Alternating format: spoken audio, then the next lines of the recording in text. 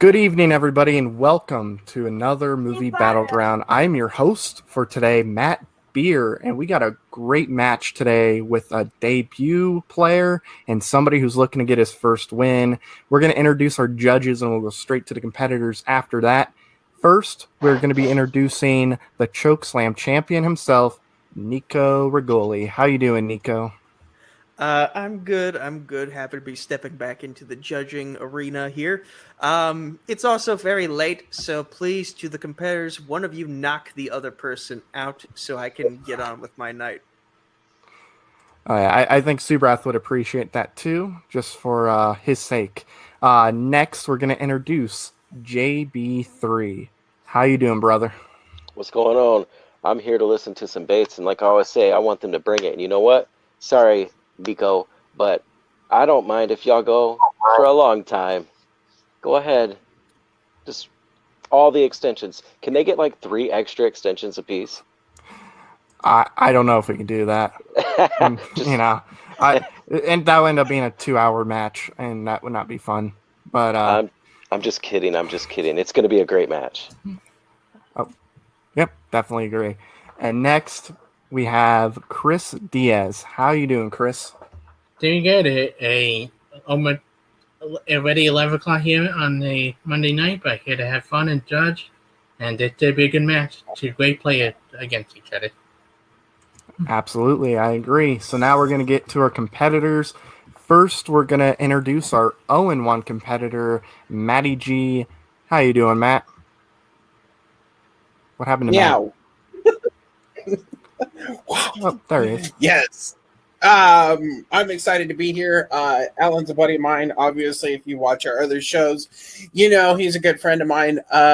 But there can be only one loser, and I think it's going to be him. We'll have to see if that ends up being the case. Next, we'll be introducing a player that's making his debut tonight, the spaceman himself, Alan Shepard. How you doing, Alan? Where is Alan? I believe it's called a pinch hitter. I will be here. Oh, sorry. I get a little confused there. I found him out in space, my little buddy there. I'm excited to be here. It's going to be my first movie battleground, and I'm so excited to be going against my boy, Matty G. Let's see what happens. Let's make this short. Let's make it long, just so we have a good, clean fun here. It's going to be a good time. Oh, yeah, absolutely. So now we're going to bring everybody back in, and I'm going to go over the rules before we get this match started. So each of you, in the beginning of every round, will have a 90-second opening. After both have given a 90-second opening, we'll go into a 5-minute free-form debate. You guys just throw it out there. Please give enough time for each other to talk. It's easier for the judges, and it makes us not look like buffoons. And then after that, we're going to have a 60-second closing. Now, you do have a 1-minute extension you can use on your opening or closing on any of the questions at all, unless somebody's knocked out. Then you can't use it on question 4. So without further ado, we're going to get into this match right now. Matt, are you ready? Yes, sir. Alrighty, and Alan, are you ready? All right, he was muted, but he said yes, sir. So we're going to get into it right now. All right, gentlemen, your first question is going to be in the category of horror, category that scares a lot of people and children. And your question is, what famous horror film location would you like to vacation at? So, all right, so since this is Maddie's strength, we're going to go to Maddie first. Matt, you got 90 seconds. Timer begins when you start talking. All right. So the question is, what famous horror location would you like to vacation at? I chose the Rocky Horror Mansion. It's a place where people are made, virginities are taken, and wild parties happen. Most horror place locations, people die. You don't want to go on vacation and die. You want to go somewhere where you can have a party, maybe enjoy each other's company, maybe learn a new trade. Dr. Frankenfurter is a scientist. He created himself a person. They're also aliens. So not only are you on vacation, but you could go to space. At the end of the movie, the only person that dies is somebody that they had a problem with before, not the main cast. So I want to go there because one, it's a mansion. There's some place for you to sleep. Two, it is an entire. They have a party the entire time. People are, hooking up. Unlike most horror movies where if you have sex, you die. At least here, you're going to live. They have parties. They enjoy each other's company. And they're aliens. So if they decide to, you can go to space while you're on vacation. And I'm going to concede the rest of my time. All right, so Matt's going to concede the rest of his time. He did turn to a robot partway through round one, so that was a little weird. So we're going to go to Alan. Alan, you got a minute and a half to give your opening. Please don't turn into a robot like Matt did. Your time begins when you start. I will do my best not to become a robot. Now, when I go on a place on vacation, I want to do a few things. I don't want to waste any time at all. I want to be alert the whole time. I want to be engaged the whole time. I want to be active the whole time, and I want to not waste one single second. I want to be challenged the whole time. So I chose Elm Street. Why? Because in Elm Street, you can't go to sleep because you know what happens when you go to sleep. So you've got to think of creative ways to stay up. It's an endurance test. It's an escape room. It's an adventure the whole time you're there. As long as you don't go to sleep, you're good. So you're going to be creative and think of ways to stay awake. Think of things you can do, things you can create. And you're going to be go, go, go all the time. And you're never going to have to worry about getting sleep, because why would you do that? You got too much fun to be had. And you got to think of new fun ways. So if you want to party, you got to have some parties, throw some parties, get crazy. Also, on the little, he alluded to, my opponent alluded to, wanted to spend some special quality time. There's a lot of fine women in the Elm Street movies. There's a lot of fine women on Elm Street. So, and they don't want to go to sleep either. So you got to think of new ways not to go to sleep. So there's all kinds of fun to be had, all kinds of excitement and adventures. And I'm going to see the rest of my time. All right. So now, after we had the openings, we're going to get into our 5-minute debate. We'll see if Matt turns into a robot throughout this round, which would be an advantage to him. So good luck to you, Alan, if that happens. But gentlemen, your time begins when you start talking, or whenever one of you do. Maddie, I love you, but you're talking about aliens, man. These people are aliens, and they're so weird. What kind of weird alien freaky fetish you got going on? I mean, no judgment. Everybody can love what they love and who they love. But I'd be a little bit worried Frankenfurter would try to turn me into something crazy and combine me with somebody else. So I think I'd be more scared to go to your place because I don't want to be turned into some weird alien monster. Okay, so my first question is Alan, do you like meth? Because, bro, when you're on vacation, the point is to kick back and relax and have fun. Not being worried about the whole time of, I'm going to go take a hot bath. Oh, I can't keep my eyes open. Because then all of a sudden this pedophile with a glove with knives is going to kill you. Because there's a saying that they have in the movie. It goes, 1, 2, Freddy's coming for you. 3, 4, better lock your door. 5, Yes. 6, grab a crucifix. 7, Yes. 8, you better stay awake. 9, 10, he's back again. I'm sorry, but if I'm on vacation, I don't want to worry about a guy coming to hack me up the whole time. I'd rather hang out and party with people. You're talking about hooking up with people. Rule number 1 in a horror movie, don't do that. That's only if you fall asleep after. So the excitement, the thrill is to not go to sleep after. It's an endurance test. It's a challenge. I can relax at home. If I want to go somewhere, I want to go on an adventure. And what better way to think of new ways to stay awake by doing everything you ever wanted to do? And just the only rule is don't fall asleep. Freddy can't get you if you don't go to sleep. So it's all right. No cat naps, no nothing like that. You got to stay alert. I want to be excited. I want to go hunt. When I go hunting, I want to be alert the whole time so I can get that prey. If I want to go rock climbing or any big adventure thing to do, it's all about endurance. It's all about staying awake and being challenged. And there's a whole place where you have to stay challenged the whole time. You have to be alert the whole time. That's excitement. That is fun. Yeah, but answer me this though. How fun after a couple of days of being awake does paranoia start setting in, and you think that the walls are talking to you, or you start getting in your own head and you start falling asleep? If you want to go to something like that, why not just go to a haunted house where somebody can jump out and go boo, and you can go home and go to bed. But this way though, you even close your eyes for a minute, bro. You get to that point of being so tired that you can't keep your eyes open, and all of a sudden you're asleep. I mean, and you talk about beautiful women. How many beautiful women actually live through your movie? At least with mine, there's one person that dies. One person out of the entire movie. Plus, you actually get to hang out with these various people, and they're not trying to kill you.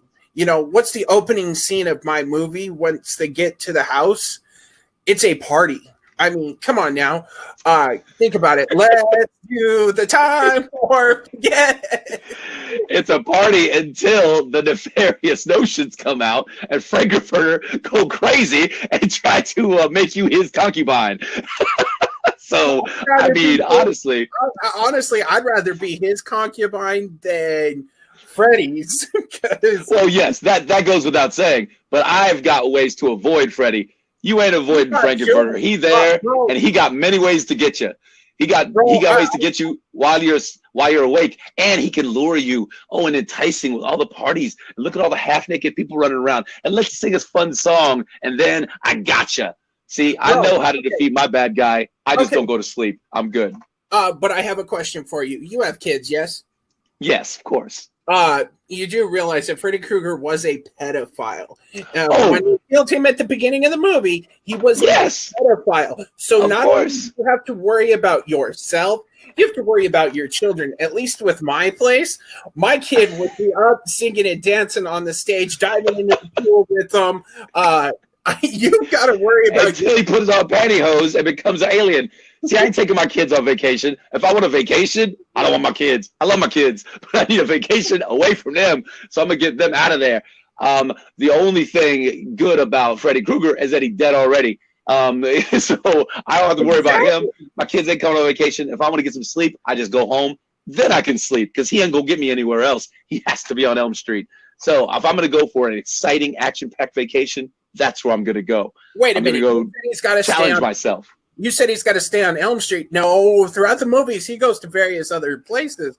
So, no. And you have to fall asleep sometime. Your body will shut down after a certain point. There are plenty of ways to do it. Plenty of ways to do it. Stay awake. You can do it. Time. Alrighty.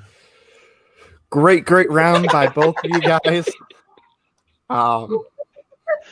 That was a lot of fun. So now we're gonna go to Alan since Matt started out the round. So Alan, you got 60 seconds. So try to get all the points you need to get through. Try to fit everything in these 60 seconds, unless you want to use your extension. Your time begins when you start talking. All right. With a vacation, I want to be thrilled. I want to be excited. I want to think of new ways to stay awake so I can not waste any of my time. So with, if I want to go do scale a mountain, I can do that, but I can take a break every now and then. With this vacation, there are no breaks. So I've got to keep going. It's just like being in an escape room that's real. It's like being in a survivor mode that is real. And right now, you cannot go to sleep. There's so many different ways and ways I even thought of to stay awake. And I'm going to be able to get the opportunity to do that, to challenge myself, to challenge my endurance, and to have a whole lot of fun while I'm doing it. I don't see anything bad about this. I mean, some people go on vacation to relax and chill out, but I can do that at home. I can do that anywhere. But on Elm Street, I got to be challenged. I got to stay awake, and I'm going to do that and having a thrill of a lifetime. Alrighty, I assume he concedes its time. So, Maddie, you got 60 seconds left. Try to get all the points you can in. And please don't sound like a robot. Your time begins when you start talking.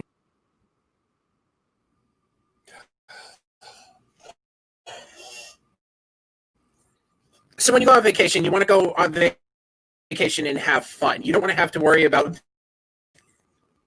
people losing their mind and dying. If the person next to you dies while you're on vacation, you're dying.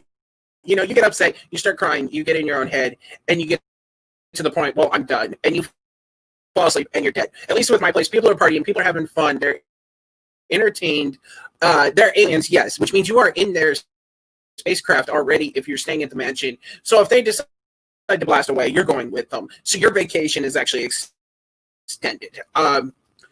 They have giant parties, they sing, they dance, they have fun. It is a full-blown laboratory in there. Yes, Alan said that, you know, he may come after you, but he built himself a man to continue. If you're on Elm Street, you're going to die. You cannot stay up the whole time you're on vacation unless you use meth, and meth is bad. I'm conceding my time. Well, it's too late. You can't concede your time.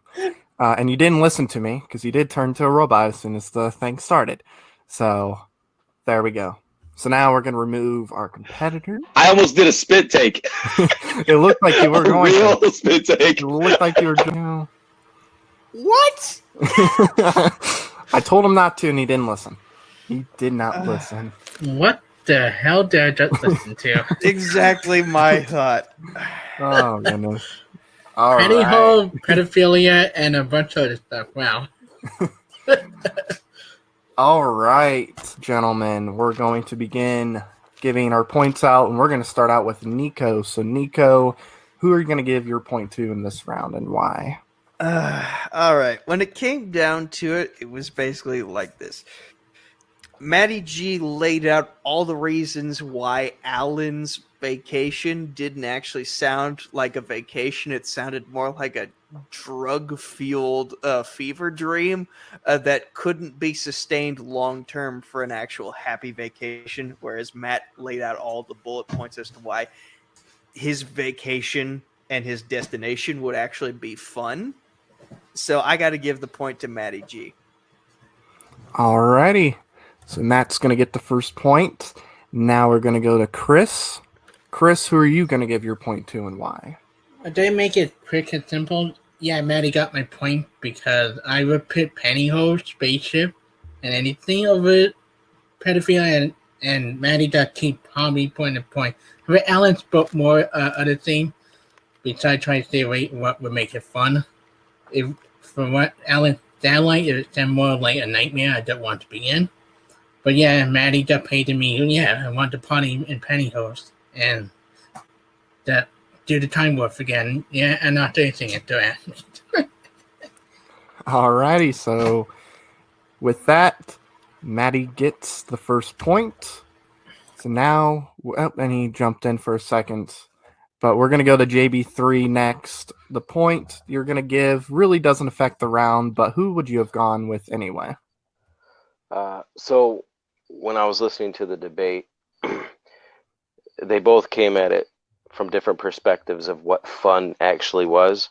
So I couldn't really decide myself whether one or the other was like fun based on my own personal opinion, like whether I'd rather relax on a vacation or whether I'd rather have an adrenaline rush. I think there's equal, maybe even amount of people who want to do both. So I looked at it strictly on who argued their point better. And Matt spent a lot of time basically talking about the risks of Alan's choice of Elm Street, which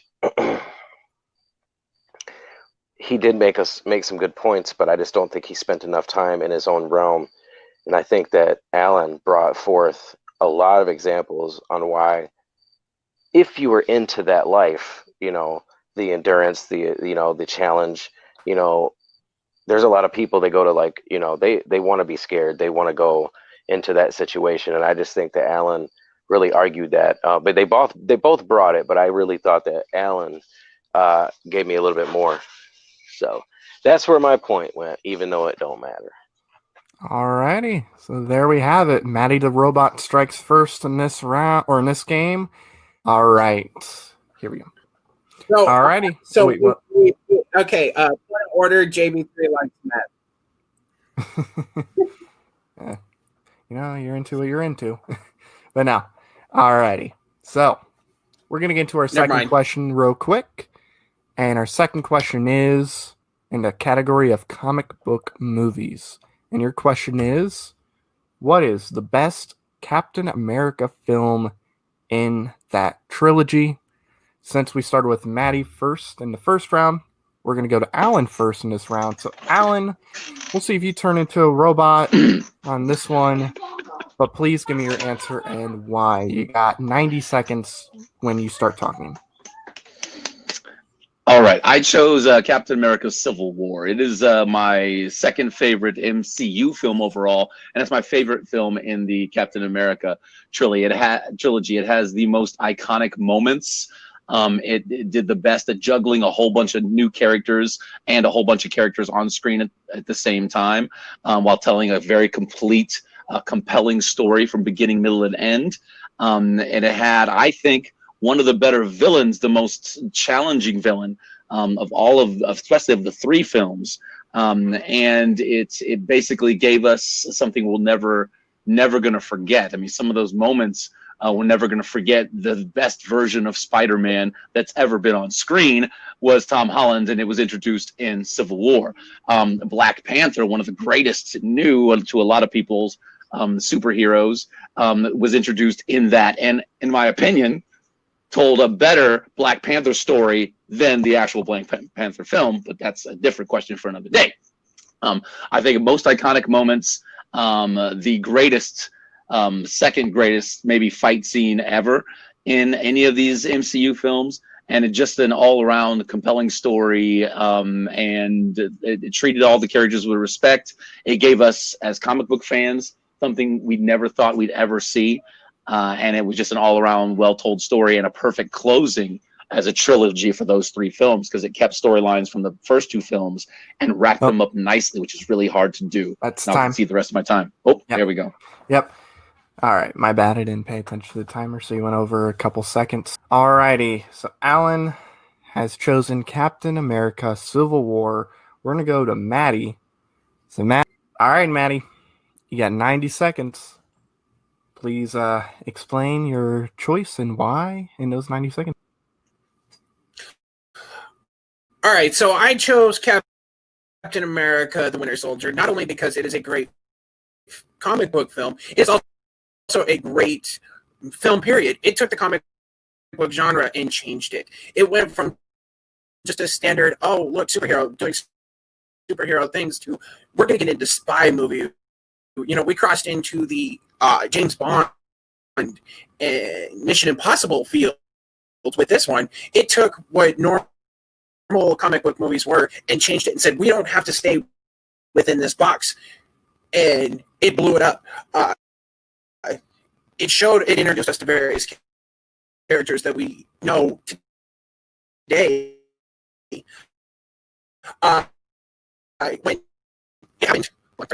When Civil War comes, it's because on the back of Winter Soldier. Without Winter Soldier, we wouldn't have the MCU today. It's continuously changed the MCU and showed that we don't need to keep within what the Marvel Universe at the time was. It showed us that we can have a bad guy who's not pulling a trigger to be bad. He is bad, manipulating the entire world bad, and continue Captain America's Hydra story from the original one. And I'll concede. Alrighty, there we go. So, gentlemen, pardon me. You got your pardon. All right, gentlemen, you got 5 minutes to duke it out real quick. So as soon as one of you starts talking, we shall begin the timer. So I want to know, why did you pick Avengers 2.5? I mean, it's not really a Captain America story. It's an Avengers story. It's actually just a plot hole for the next Avengers movie. Without it, it wouldn't. It's the same thing. Without it, we wouldn't have what now? I'm sorry, you roboted it out. Sorry, I said without it, it wouldn't really matter to the stories. It showed that Captain America is going away. It brought in characters. You could have made the entire Civil War movie just a prequel to Infinity War. Well, yeah, of course, because you're telling a continuous story. So you're exactly right. It kind of is a prequel. It's a one through line storyline. The Winter Soldier left a lot of threads that needed to be followed up, and followed up brilliantly in Civil War, because it was a trilogy. Winter Soldier is a great movie. It's a really great film. But Civil War is a great follow-up, and that doesn't happen often. If we look at the most glorious trilogy we can ever think of, the original Star Wars films, everybody loves Empire and says that Return of the Jedi is a little bit weaker. Well, with Winter Soldier, we have an amazing film, but an incredible follow-up that adds to it. It doesn't take anything away from Winter Soldier. It actually adds to it and goes into the next couple of films. Without the end of Civil War, or most of the events of Civil War, you don't have an Infinity War, and you don't have an Endgame ultimately after that. You've got so many iconic things with the end of that film that sets up the duality and the reason that we are so invested in Tony and Steve in Infinity War is because of the end of Civil War. And if we didn't have that, Infinity War wouldn't have been as good as it was, and Endgame wouldn't have been anything where it was without the story. And it told the story through Captain America's point of view, and it followed up threads through the original Captain America films. So it very much was told from Captain America's point of view and how he deals with all these other superheroes. That's another story we didn't get with in Winter Soldier. We got, how do he deal with this in this new world? Here's how he deals with and has to deal with all these other superheroes that are there, and these opposing ideas, these really strong ideas that are put forth. Why are they on the planet? Who holds them accountable? And are they being held accountable or being told what to do is two very, very different things. And I think that strong of an opinion or idea was carried through brilliantly in that film. Yeah, but you have your main bad guy. He is pulling the strings, just like you said in Civil War. It may be a Captain America film, but it's not. It's a Captain America is keeping a secret from Tony. Let's keep an eye on that story. If you took Captain America out of it, it still would be Tony. You could make it an Iron Man film if you pulled Captain America out of it. Tony's finding out what happened to his parents, and he's going through the stages. You yourself even said it's a better Black Panther film than the film itself. So if it was so good and set on Cap, why would your point just become valid if it's a better film that way? With Winter Soldier, however, it blew up the comic book genre. It took everything that we thought we knew about comic book films, and if you look at the MCU before then, it's all happy slapstick superhero film. You could even make a parallel to the 90s Batman films, the way that they were structured. Then Winter Soldier happened. It completely blew people away. Bucky was still alive. Yes, if you read the comic books, you know Winter Soldier is Bucky Barnes. But let's keep that off the table from now. You actually get to see a character growth from the star-spangly man with the plan, as they call him in the first film, to this gritty, dark, I'm here, I'm trying to figure out what's going on. The world is completely ass backwards, and I'm going to solve it. Not only do you have probably the best scene alone when the helicarriers are crashing into the building and so forth. Your scene has this bullshit little fight on a damn runway, There's a gif out there with Bruce Wayne sitting on a tarmac looking at him like, whatever. It's just them fighting. It is a prequel to the Avengers film. If you wouldn't have called it Captain America Civil War, you could have called it Captain America or even Avengers. Sorry, my messenger went off. Avengers. I'm trying to focus and I keep getting beeps. You could call it Avengers Civil War. There's our time. All right, guys, that was a great 5-minute debate. Since Alan started this round off, we're going to start off with Matt. Matty, you got 60 seconds. Time begins when you start talking.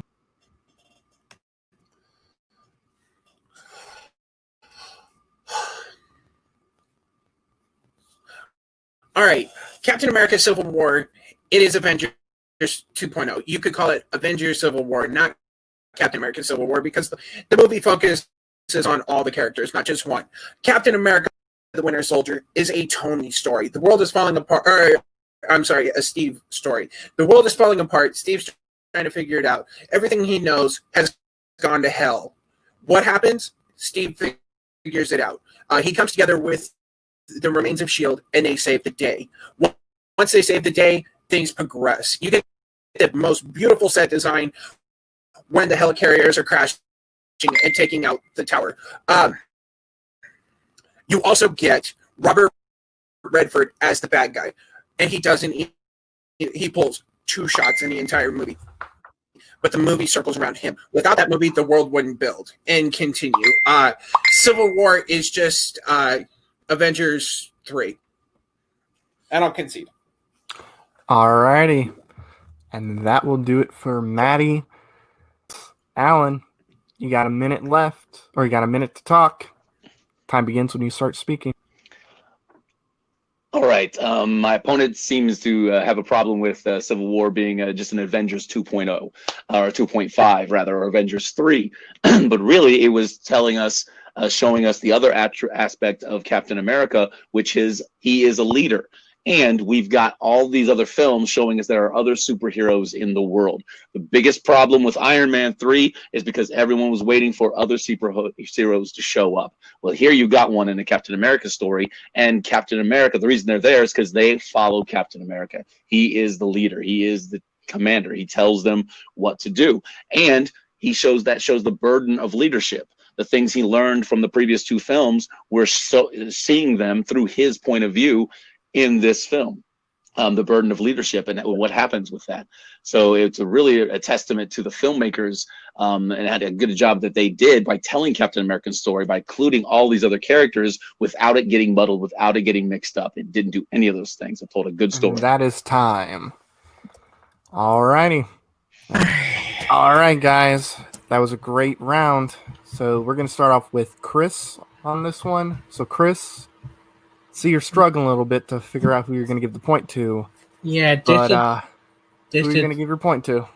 This is a tough one. Like, they two great movie, even though I love the first one just much, but I was waiting for Alan to rebuttal with the soldier a little bit, and I feel he just talked about them bringing the superhero in. With Maddie will also attack Alan on Benzema, where it's the weakest aspect of Civil War, and how the last act of the hotel well after the airport battle. Ready to reach the point, but I think Maddie mentioned a bunch of the film, and I think Alan barely mentioned any of the moments from the film compared to Matt. He brought specific moment up. I wish they had talked about more moments from the film from both sides, because we're waiting for stuff like Bucky, right stuff, like the action sequences, like to make the argument more interesting. But I think Maddie in the end slightly pulled it out despite not enough for both sides. I wish for more argument. Like, All right. So who are you giving your point to? Maddie. Okay. I just was making sure. All righty. So now we're going to jump down here. Okay. So I didn't hear it the first time, so I was just making sure. So now we're going to jump to JB3. Who are you going to give your point to, or why, and why? So I was listening to the question, and question for me, I was just taking it to literal, which was the best one in the movie, in the trilogy. And I think with Matt's argument, I think if the question was which is a more real Captain America movie, I think he would have knocked that out of the park with most of his arguments. It was based on like how Civil War wasn't really a Captain America movie, but the fact is that it is a Captain America movie, you know. And Alan really brought a lot of points of why it was just a better movie, and I was just taking the question as literal as I can when it comes to that.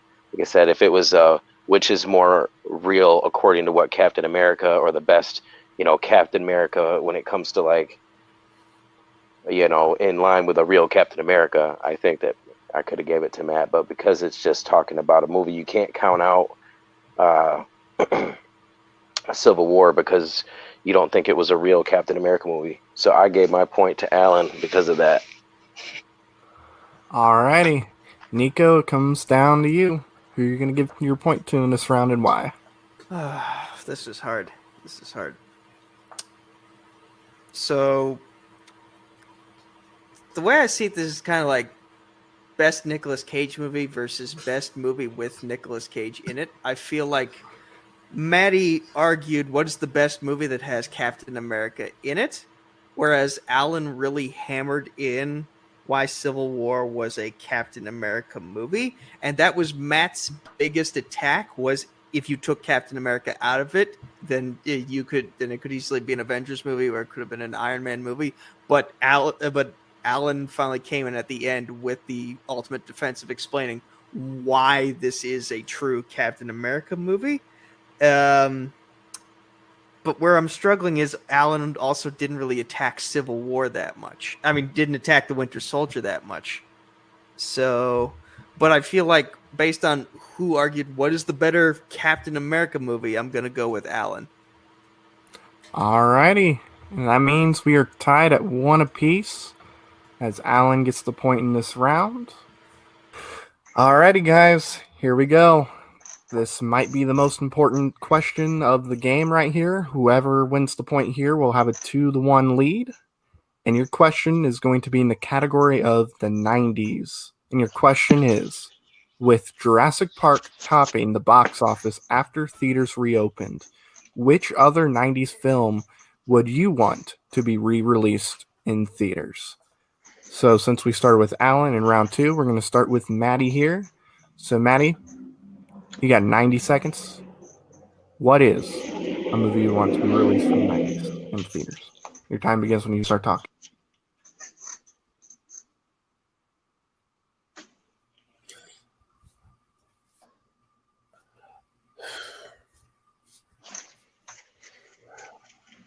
All right. So the movie I want to see re-released is Fight Club. Fight Club was kind of under the radar when it came out, and then it developed a cult following.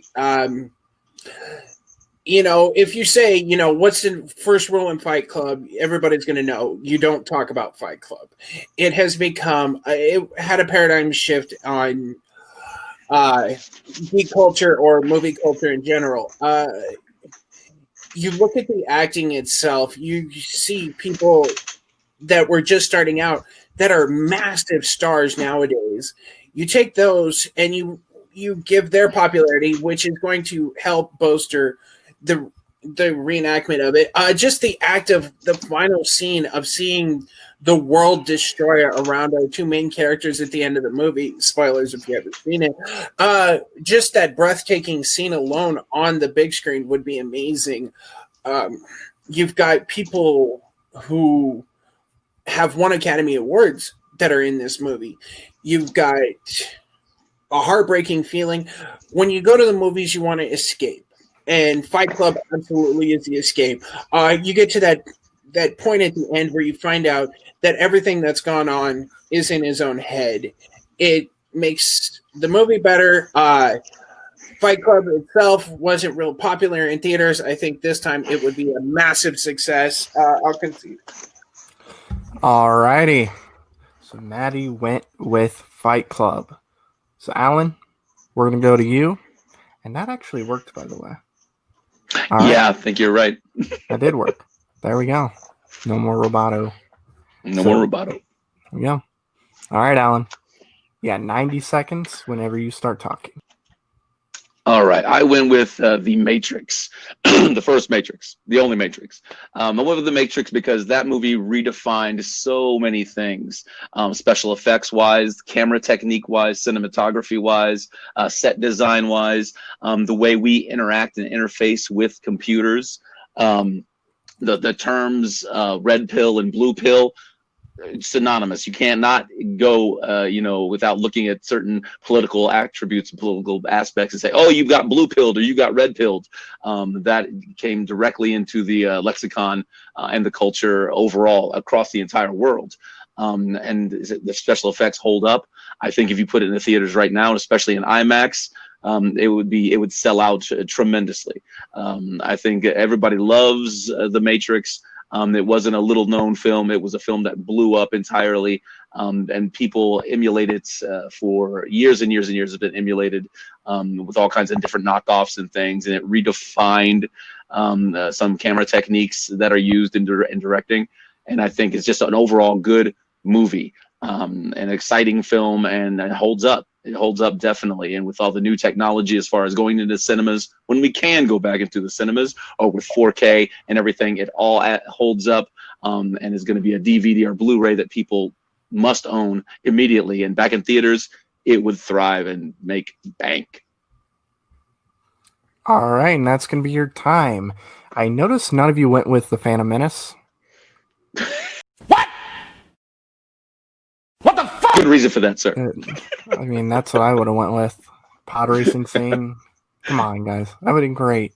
But nonetheless, It's a good thing Beer's not fighting. you guys get no points in my book right here. You guys lose. Game over. Goodbye, everyone. No, And scene. all right, guys. You got 90 minutes to do your fighting and whatnot. 90 minutes? Shit. Holy shit. See, screw me up with the Phantom Menace, man. You guys should have chosen it. See, that's how bad it was. It messed your brain up. There's just greatness in that movie. But you guys got 5 minutes. Whoopee! 5 minutes. As soon as you start talking, oh God, I need it. All right. All right. Okay, go ahead. I'll let you go first, sir. I have a question for you. Did you know the Yes, Matrix? Did you know the Matrix had been re-released in theaters in the last 2 years? The Matrix? Mm-hmm. Yes, in select theaters, yeah. No, actually, it was worldwide for its 20th anniversary in 2019. So guess what? It was already re-released. If you'd already seen it, you already had that chance. I live at a small island. We didn't get it here.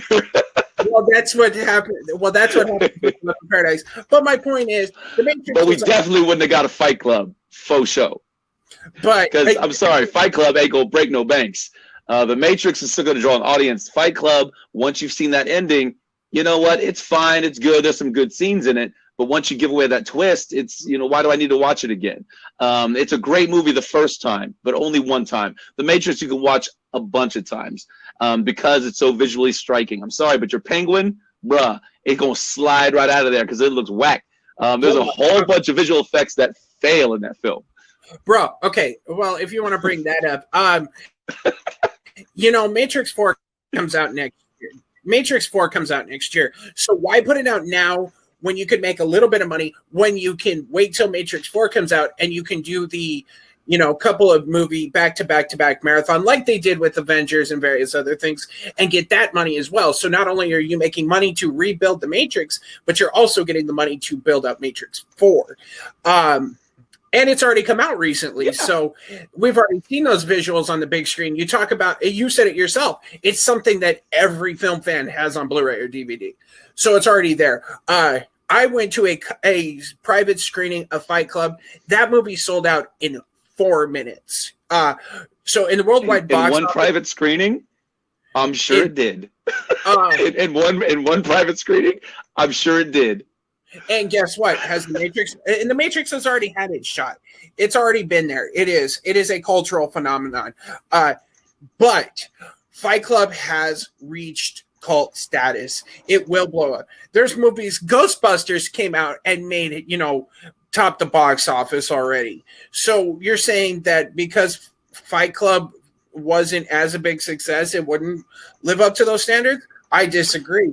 You're going to have adults that want to go out and get, being a parent, you've been stuck at home with your kids. Like you said in the vacation one, you want time away. Do you think that people would want to, because if you're going to go see The Matrix, you're going to have teenagers there. You want to go see something where it's adults, and Fight Club is one of those. If you were going to think about it that way, look at it that way. Adults are going to go see Fight Club. If you have The Matrix, it's going to be full of teenagers. So that's more money. So if we're talking about re-release in theaters to make more money, more people could go see Matrix. I'm going to take my kids to go see Matrix. I ain't taking my kids to see Fight Club. My kids are 8 and 10. They can see The Matrix and get just as much out of it. But they go see Fight Club because they're going to be bored to pieces and they're not going to be really exciting. And there's a few scenes in there that I don't want my kids to see, all the hanky-panky and all that. And so I would rather see more people take my whole family to go see The Matrix. And especially if I'm putting in an IMAX in a new format, the people that got on Blu-ray at home, sure, they're going to watch it at home, but they're going to watch it in that bigger format because people who enjoy going to the theater are going to go see a film that was meant for the big screen, meant for theaters. But then it's going to cost more money, though. Just like you said, though, if they're going to reformat it and they're going to have to, manipulate it for 3D and all that, like you just said. I didn't say 3D. I said IMAX. But nobody's doing 3D anymore. 3D dead. But okay, back to what you were saying, though. It's got to be 3D. It would look better in 3D than Fight Club would, because Fight Club would not look that good in 3D. Absolutely. But it's going to cost more money to have it and so the more money it makes, it's actually going to lose money because they have to put the money back into it to redo. No. It won't lose money. It's not as hard to convert to IMAX as you think it is. It's because I saw The Wizard of Oz at IMAX and they didn't have to do anything else to it. It looked great and it sold out in minutes. I'm not sure if it was minutes, but it sold out. Also, Keanu Reeves is on that high right now. And because Bill and Ted's going to come out and all the John Wick films, the success of the John Wick films, people are going to want to go see him in the theater again. And especially with The Matrix, the one that kind of revamped his career, that started it all. I definitely think it would have no problem getting butts in seats. And that is time. That is time. So, since we started with Matt here, we're going to go to Alan. Alan, you got 60 seconds to put in your final thoughts and words into this round. Your time begins when you start talking. I think The Matrix is rife for a comeback to the theaters, especially now.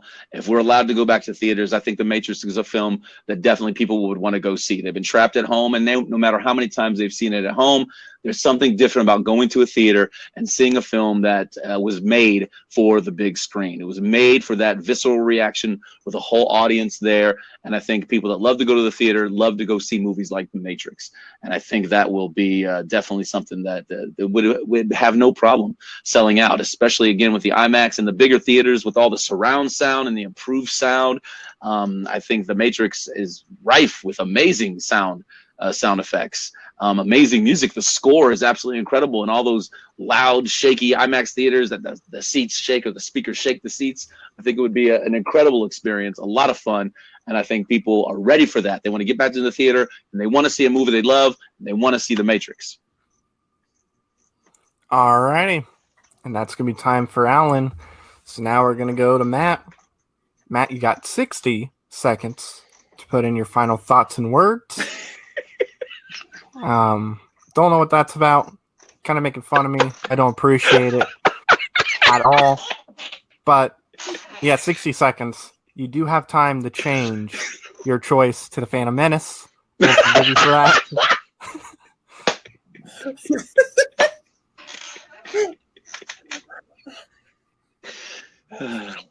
So The Matrix had its time. Its time already happened. If people wanted to see it again, they would have seen it a year ago when it came out for the 20th anniversary, not when it's, oh, look, the world has gone to shit. Let's, because guess what?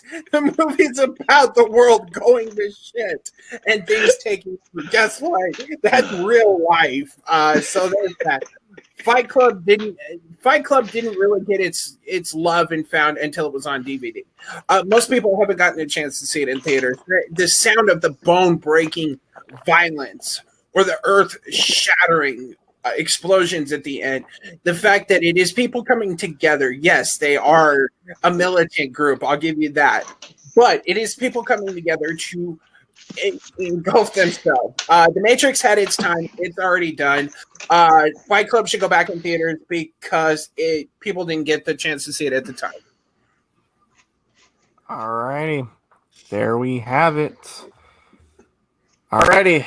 Here we go, guys. Another great round, even though they didn't go with Phantom Menace. The right choice. But we're going to start with JB3. Who are you going to give your point to and why? Man, this one was really, really, really close for me.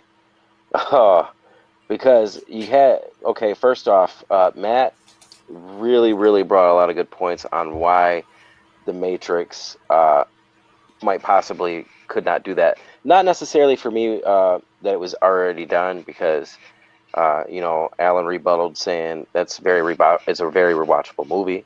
But he talked about the Matrix 4, which is a good thing, or which is a thing. Which I think, with that being said, I don't know.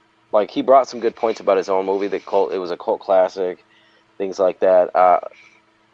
But Alan, there's only one thing, and I know I'm giving my point to Alan, but there's only one reason why that barely got him over the edge on this one, because, like I said, this was like neck and neck, and that was when he brought up the fact that it's more of a family film, like the kids can watch it, and how that would bring the box office a lot higher. That's one of the big points. Also, he talked about the one point that he brought about Matt's movie Fight Club is that once you've seen it, you already know what's going to happen. And there are certain movies where it has that effect. And I call it the Inception effect, because it's like the movie Inception. Once you watch it, I just couldn't watch it again. It has that. That's what it reminds me of. You can't, once you see that movie, you don't really want to watch it again. Some people will, but with that added on to the family environment that he brought up with the Matrix, I had to just barely give my point to Alan.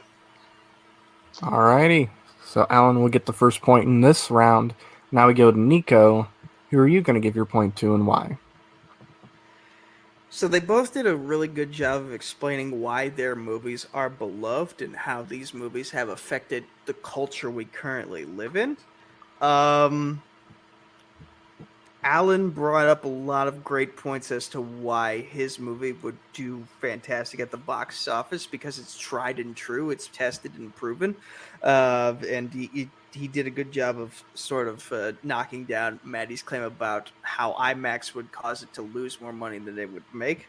With that Wizard of Oz point, I thought that was a good point. Also mentioned the Keanu-assance, and how Keanu Reeves is on the rise again, and the point JB3 said about the teenagers that Alan brought up, that was also good for the box office. I feel like Maddie struggled to sell his own movie. He had a lot of good attacks for The Matrix, but he didn't have a lot of good selling points for his movie. And where I needed him to have a defense was where Alan said that Fight Club is a good one and done movie. Maddie didn't have a rebuttal for that, and so I got to go with The Matrix. And therefore, I'm giving my point to Alan. Alrighty. That means Alan is going to take a 2-1 lead. Chris, your point doesn't matter here, but who would you have gone with? It is a clean streak. I see Alan brought every point in, even though I see The Matrix was also rated R, because of the cipher when he unplugging people, I think, was pretty violent with blood, but I had to double check on that. But yeah, Alan brought a lot of stuff in, and he convinced me that it would work well on the IMAX, even though The Matrix 4 not coming out till 2022 as announced a while ago. But yeah, I read Maddie bought more against The Matrix other than, the IMAX thing, like against the film itself, like countering the one and one done thing. Like, and I think Alan got punched enough time into his argument to make even me, someone who loved The Matrix, but see, enough time, I want to go back to watch it again. Alrighty, there we go, and it's a clean sweep. There we go. Alrighty. Now we enter round 4.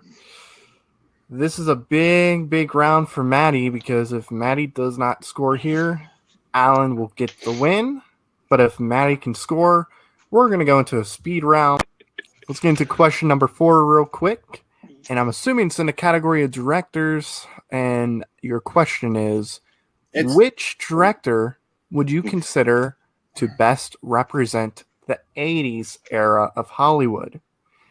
So we're going to go with Alan first on this one. So Alan, you got 90 seconds to give your reasons as to why you chose what you chose. Time begins when you start talking.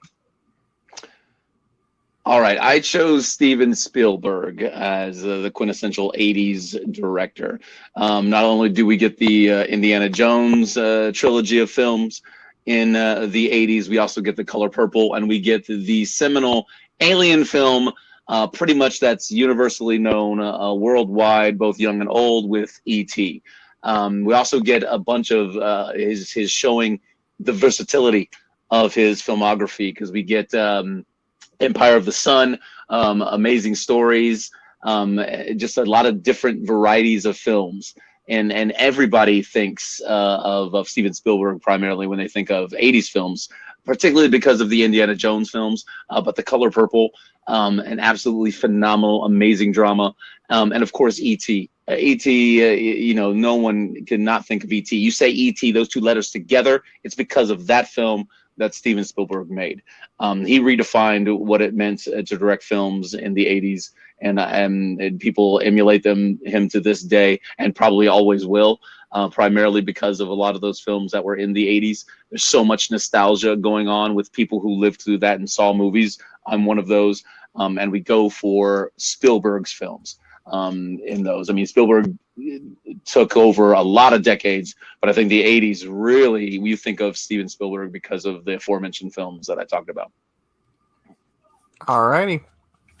And that's going to be time for Alan. So, Maddie, we're going to go to you.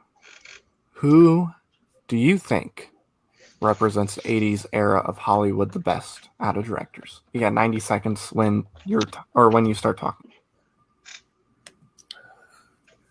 So when you think of the 80s movies, you think of 16 Candles, Breakfast Club, Weird Science, Pretty in Pink, Ferris Bueller's Day Off, Planes, Trains, and Automobiles, Uncle Buck, the vacation films. What do all of those have in common? They're all directed by John Hughes. When you think of that, John Hughes defined the 80s. When you think of that, you think of the coming-of-age high school rom-com or comedy, what have you.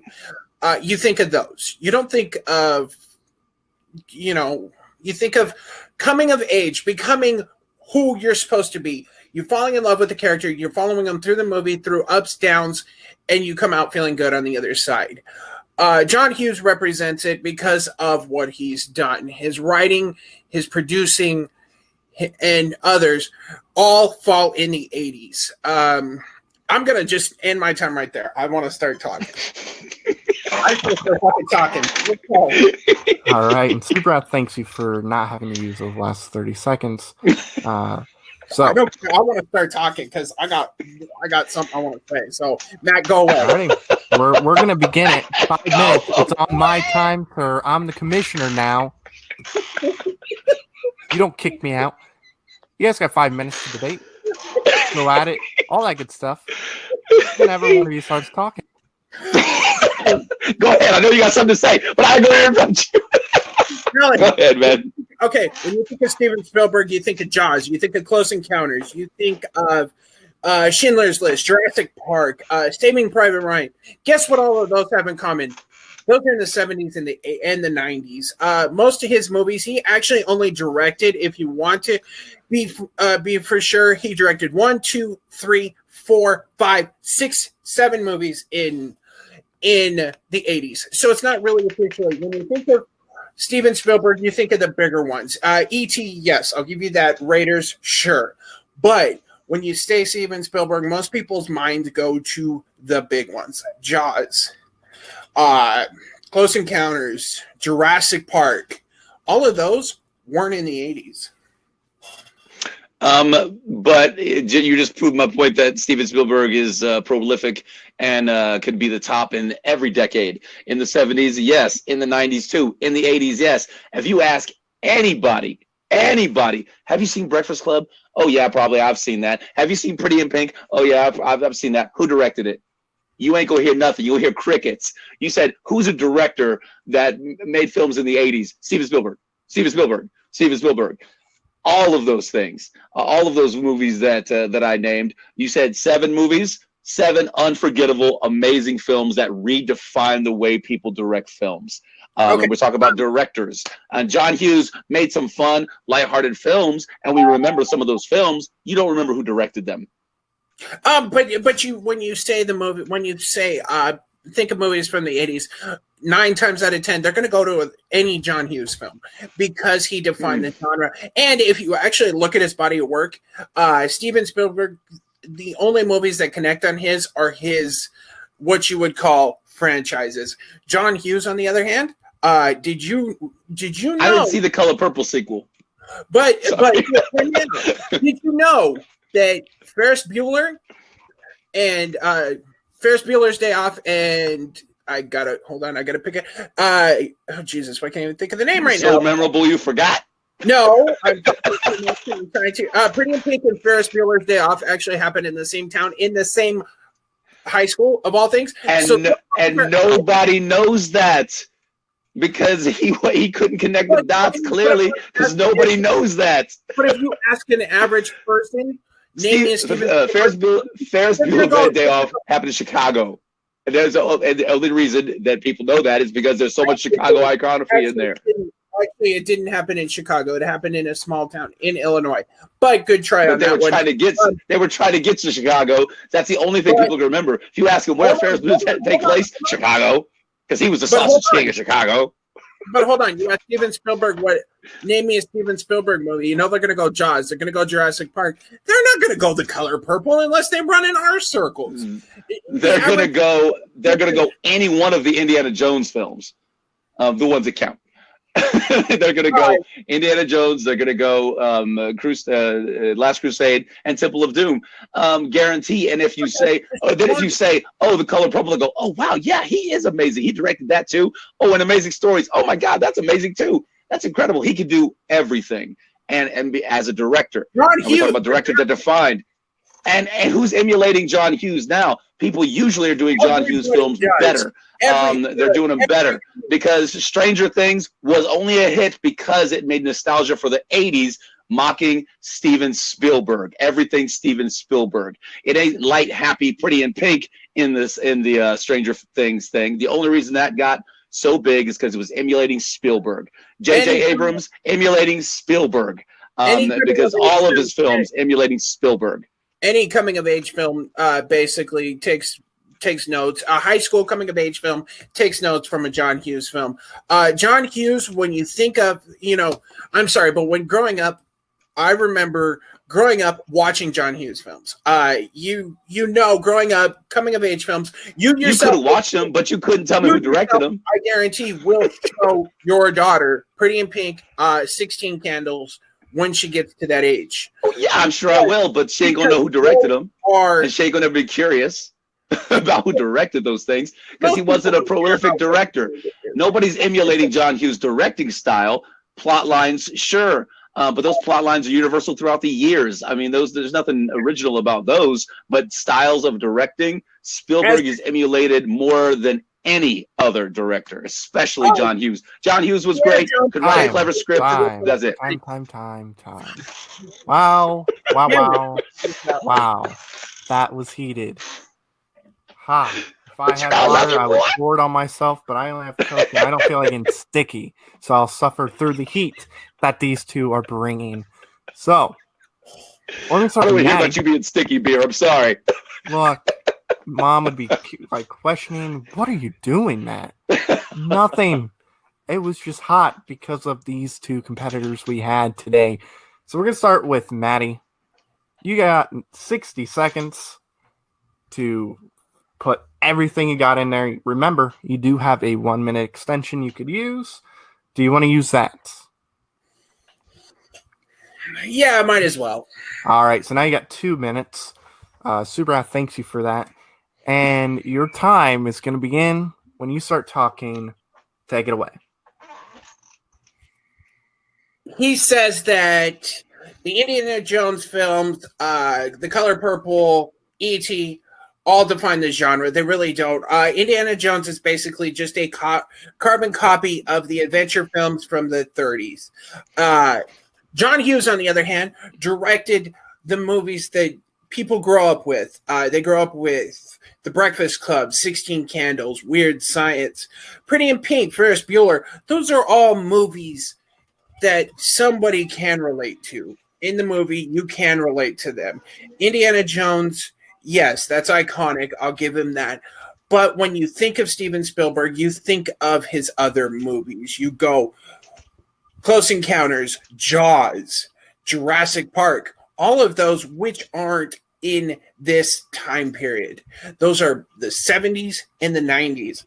In the 80s, he kind of went on cruise control. John Hughes, on the other hand, his films, plot for plot, the way that the stories are written, the way that the characters develop, are still used today.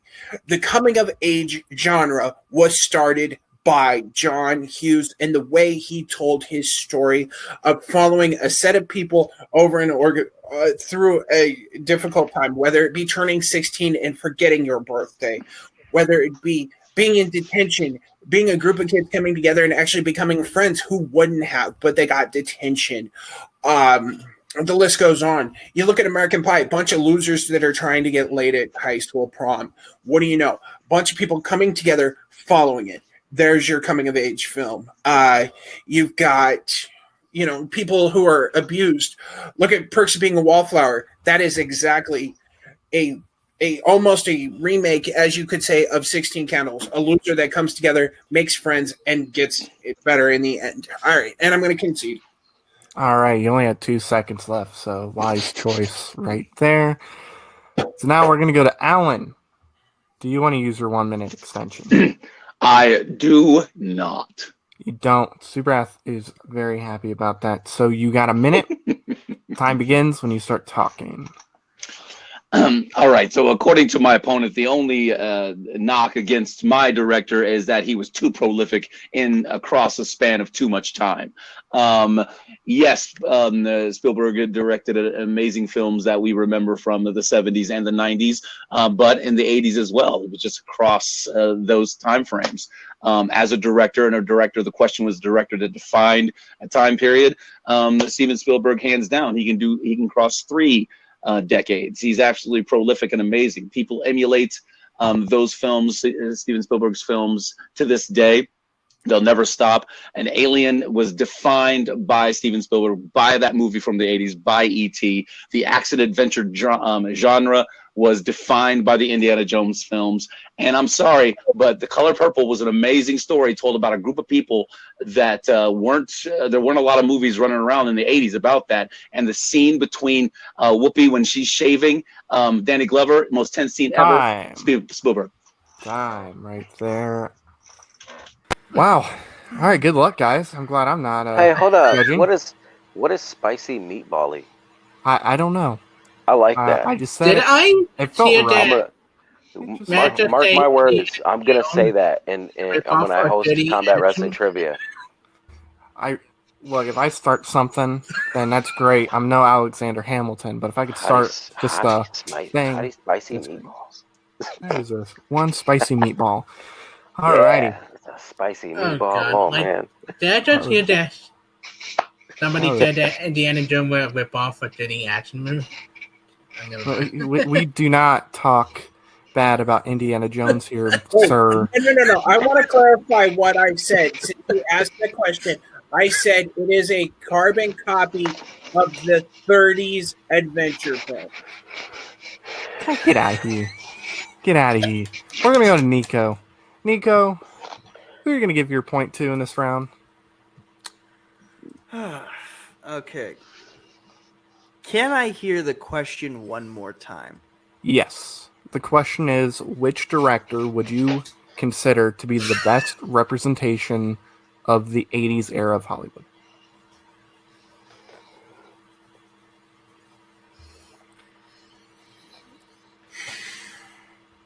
This is where it gets tricky because they both laid out good examples of different facets of 80s Hollywood. Because there was the sci-fi boom, which Alan hit on a lot, and there was the coming-of-age boom that Maddie hit on a lot. But which one do you feel more nostalgic for? And I feel like Alan, when he mentioned that Stranger Things is taking beats from Steven Spielberg movies as opposed to John Hughes movies, he emphasized where the nostalgia is coming from. Maddie kind of more laid out an argument of how John Hughes's movies are inspiring movies of today, but that doesn't necessarily mean that John Hughes defined the 80s. Had he maybe brought up some of the parodies of movies from that he's made, like everyone's done their own parody of the dancing scene from the Breakfast Club in the library, or they did like Deadpool made fun of Ferris Bueller with that end credit scene, and Maddie didn't bring those up. So it's like I feel like, in terms of laying out which defined the '80s a little bit better, I feel like Alan laid out a good argument for Steven Spielberg. Alrighty. We're going to go to Chris now. You could decide the game here. Who are you going to give your point to? Okay. There was one clear winner from the debate argument that ran with this, and I feel sorry for Matt. I do, because I love John Hughes. I do, but Matt was like counterpoint every minute or so by Alan with the Steven Spielberg, the E.T. scene, the Stranger scene, the Indiana Jones defying thing. And I love John Hughes. I just think Alan just took Spielberg and counter everything, especially bringing up that Spielberg is directed for all. Even when Matt tried to bring up the 70 and 90, Alan countered it right down to the point that he would define every generation there is. But yeah, Alan got my point. Sorry, John Hughes, I love you, but Spielberg is late in this argument is better. Alrighty, and with that, Alan is going to get the point, which means your winner today is Alan Shepard. JB3, I was going to go to you, but you showed Matty G, but I'll let you explain why real quick if you want. Sorry that I interrupted the announcement of the winner, but I figured I knew I was going to get asked. Yeah, I was more on the lines that Matty really emphasized how it was a representation of the 80s. Spielberg is just way more known for a wide range of things.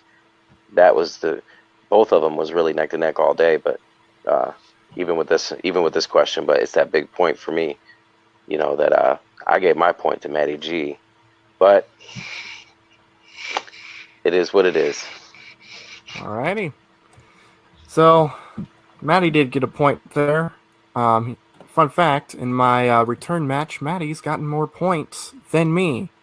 So, Matty, therefore, is a better debater than me, which is fine, I guess, because I don't know. This isn't my thing, I guess, but I'm trying the hosting. So now we're going to bring out our winner and our second place finisher. We're going to start with Alan first. Take it away, Matt. All right, Alan. Congrats on your first win and your first match. Tell me how you're feeling. I'm feeling good.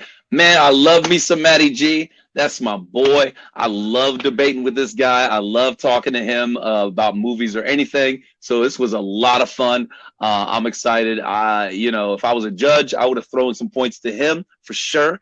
But I'm just excited that the judge went my way, and exciting to have a win. I've been doing a lot of other debates and haven't fared as well. So I'm excited to get a win. So this was fun all around. Absolutely. So, since you are 1-0, who would you like to face in your next match? You know what? I don't even know. Anybody at this point. I'm not afraid of nothing. I'll go against anybody. Doesn't matter, because for me, this is all about having a good time and sharing what we all love. We all love movies. We all love talking about movies, and this is just exciting to be able to do this. So bring on anybody. Don't matter to me. I fear no one. All right, Dan Merle is going to be your next competitor. Let's How go, do you Dan. feel about playing Dan Merle? All right. Yes, I'll do it. Dan talks too slow sometimes. I'm going to get him. No, I love Dan Merle. He's the man. All righty. So, there we go. So now we're going to go over to Matty G. Matt, take it away. All right. Well, Matty, that was... that didn't go the way you wanted it to, but it was a very, very close match throughout the entire thing. Like I said, question 4 was a spicy meatball. What's going through your mind right now?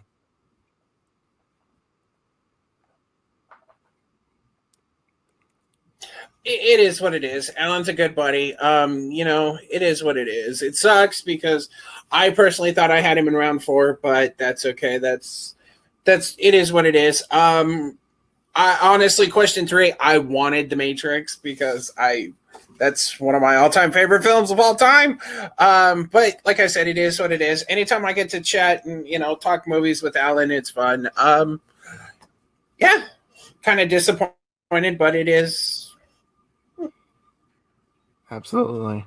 So, you're now 0-2, which is, it stinks. I've been in that position before. It ain't fun, but, you could battle back. You can get a win. You proved that today you could have gotten any of those points. It was all very, very close. So, who is somebody you would like to face off? I don't care. Alrighty. So, Devin, you're coming in to play Maddie in this match. The battle of the complete opposites. So, there we go. Now, we're going to talk to our judges. Take it away, Matt, you beautiful bastard. Alrighty, guys. I love it. That was such a funny. A lot of fun. So, we're going to get thoughts from you guys. Nico, what are your thoughts right now? Both of these guys came to bring it. It's just a matter of who said the right things to sway the right people. And in this case, like Maddie had me with that first question, and then it just felt like the momentum kind of shift more with Alan saying the right things. Like maybe that first loss woke him up, and that motivated him for the other 3 questions. I don't judge that often, because like I always feel like I'm gonna go the wrong way. But I feel like I made the right decision today, but who knows? I'm just happy we got to see a great match, and I'm excited to compete more than I am to judge in the future, because I like that a little bit more. Absolutely. So now we're going to go to Chris. Chris, what are your thoughts on this match? It was a fun match. There was some thing that was said I was shocked by, something I did not agree with, but it was a fun match. Maddie, no need to hang your head. You did a really good job. It was just very close each time, and it could have gone either way. It just came down to make the better argument, and Maddie would do better. Would do well the next time. I had confidence in him.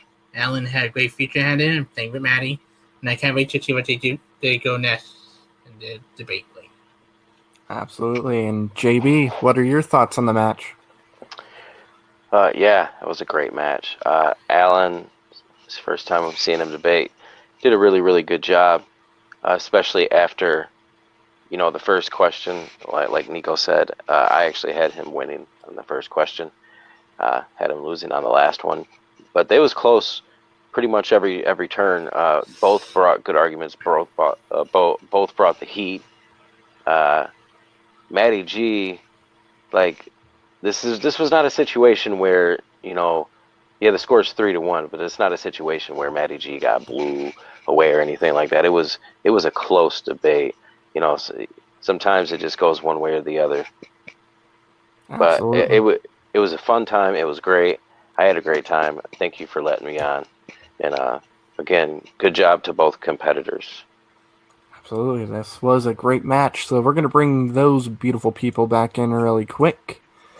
So we're going to, no. Don't flatter yourself too hard, Matty G. Standing behind me that I don't know. Sorry, Gal Gadot was not there. But we're going to say goodbye to everybody. All right. We're going to say goodbye to everybody real quick, and we're going to find out where you can find them. So we're going to start with Maddie. Maddie, where can they find you in this world? You can find me here. Oh, you can find me Thursday nights hosting Suplex City Chats. We talk all things for wrestling. Saturday night is After Dark Takeovers. Sometimes we have people come on and shoot shit, and other times we don't. We take it off the rails. Starting Sundays, we are having what we are calling Movie Mania. It is basically a movie quiz. I ask a bunch of questions, and people play games. We don't hold records, no championships, nothing like that. It's a bunch of us having fun. Absolutely check that out. I'm also over on TMG Trivia, the singles commissioner. We all kind of work together, but I'm kind of spearheading that. If you want to match, hit me up. Yeah, that's about it. Alrighty, next we're going to go to Nico. Nico, where can all the people find you? You can find me over the course of this month competing in a wide variety of geek-centric trivia leagues, as well as you can find me facing sometime later this month in this particular promotion of Movie Battleground, facing my fellow judge, Christopher Diaz. Diaz, I love you, but I plan on murdering you for a good so be prepared for a beatdown. Oh my god! Nice. Why? Kill it. Why? The FBI will be attending this match. Rails. We will make sure no body parts are removed and whatnot. And yeah. So now we're going to go to Alan. Alan, where can people find you? You can find me all around doing various debates, various trivias, and of course agreeing all the time with my boy Matty G on the After Dark Takeovers, which I'm proud to be part of. I love doing that show. It's so much fun. And big shout outs to Matty G for having me on week after week. Because that's my boy. I love him. You'll find me anywhere. And if you come out to Hawaii, you can't right now, though. We're on lockdown. You can't come out here. Don't come out here. But when you can again, you come out here, you stay at my house. I'll tour you around, be your free tour guide. It'll be fun in 30 years. All right, guess I'm canceling those tickets and plans. We won't let him off the plane. All right. Put gas in the plane. You gotta leave. Well delivered, sir. He's going to If have it to come opens to up, I'll Hawaii just on a swim. parachute. There you go. I'll just swim there if it opens up. So You we're could- gonna go to Chris now. Chris, where can the people find you? You can find me on Facebook. You can find me on YouTube. I got a bunch of matches coming up. I got Movie Battleground match coming up with Nico. And if he thinks they take me down, people will remember the day I take him down. Instead of remember, the 5th of November, they be remember, the day I take Nico down to flame and destroy him. And be prepared for blood. Destruction. Wow. What is going on? time Murder, out. destruction. What kind of things are we doing over here? Now I wish By this the match way, was opening on just November want to 5th. point out it is remember the 5th of November. No, he just clearly said it's something new. It would be perfect if this match opened up on the 5th of November. That'd be great. And there's Alan with Hey! there we go. What Now is we're gonna happening? go. It's not even my show anymore. I don't even know what's going on. Now we're going to JB3. JB3, where can the people find you? I mean, first, hold on. Why? Why, Nico? And Chris, why y'all gonna be destroying and murdering each other, man? Like, Don't worry, the FBI will be attending. I'm so lost right now with that. Like, I just don't casually say I'm going to murder you. Like, You've seen me going on debate. today? You've seen me debate. You know I go hard. This is gonna be, according to Nico, this is gonna be him at the end of the match. Damn it. All right, well, you know what? You can find me over on Nerd Entertainment Network, Combat Wrestling Trivia, Monday nights, 7 p.m. Eastern, live. Check us out in the chats. I'm always going to be there. We will try to bring the same murderous energy, I guess, that Nico is bringing right now, and Chris. But yeah, check us out Thursdays at 10 p.m. Eastern over at TMG Entertainment here. Suplex City Chats.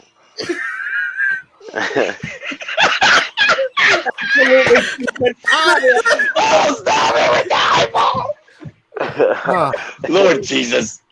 Fuck me. You can find me here, I guess. And all this stuff, not murdering people. And all that good stuff. Man, I dropped my This was the headphones. most What a- fun match ever. And the most fun post interviews ever. It's great. We're murdering people. We're murdering, It's just great. destroying. Yeah.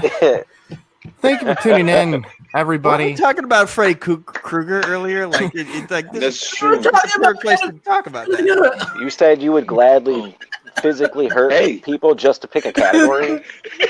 Look, That was off. That was off camera. That was off camera. That was Silly. Look, if there's murdering going on, this panel will fly up. So, sorry. It's a battleground for real. That's why Yeah, it's he's going battleground. that